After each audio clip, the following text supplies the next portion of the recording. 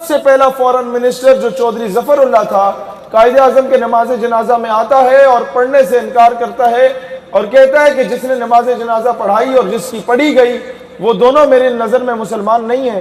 جب عذر پوچھا گیا وجہ کیا ہے تو کہتا ہے یہ دونوں مرزا قادیانی کو نبی نہیں تسلیم کرتے تھے، لہٰذا یہ مسلمان نہیں ہیں۔ اور ایسے بندے کا نام آج بھی ہم لیتے ہیں تو ہم نام کے ساتھ سر لگا دیتے ہیں۔ غلامی ہے نا ہمارے ذہنوں میں۔ اب آپ کا تعلیمی نصاب اسلامی تعلیمی نظام کیوں نہیں آیا؟ یہی چودھری ظفر اللہ تھا جس نے اسد کی پوسٹنگ کروا دی، خلیجی ریاستوں میں بطور سفیر بھیج دیا، جس کو قائد اعظم نے ڈیوٹی اسائن کی تھی کہ اسلامی تعلیمی نظام لانا ہے۔ اس کی پوسٹنگ کرا دی گئی اور اس کا جہاز وہاں لینڈ نہیں کیا کہ اس سے پہلے ہی اس کی لائبریری کو آگ لگا دی گئی۔ اور اس کے بعد اس کے 60 سالوں کے بعد یا 55-60 سالوں کے بعد ایک عورت اٹھی جس نے دوبارہ یہ تہیہ کیا کہ I will relate physics, chemistry, mathematics and biology with اسلامیات۔ میں ایک اسلامی نظام تعلیم لے کے آؤں گی اس ملک میں۔ اس خاتون کا نام ڈاکٹر آفیہ صدیقی ہے، اور اس خاتون کو اٹھا کے جب امریکہ لے کے جایا گیا، 17-18 سال ہو گئے ہیں، دوستانے ذی وقار، امریکہ تو اسامہ بن لادن کے پیچھے ادھر آ کے مار کے چلا جاتا ہے، 3 مرتبہ آپریشن کر کے مار کے جاتا ہے۔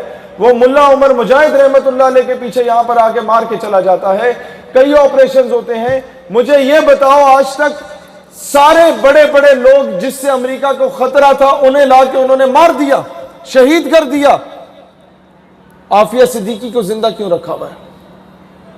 تاکہ آپ کے سامنے اسے نشان عبرت بنایا جائے کہ آج کے بعد تم جہاد کی بات کرو تو تم دہشت گرد ہو، اور نمبر 2 اگر تم مسلمانوں کو محمد بن قاسم پڑھانا شروع کر دو یا صلاح الدین ایوبی پڑھانا شروع کر دو تو اس سے پہلے 100 مرتبہ سوچو کہ تمہاری بیٹیوں کے ساتھ وہی کچھ ہوگا جو آفیہ صدیقی کے ساتھ ہوا۔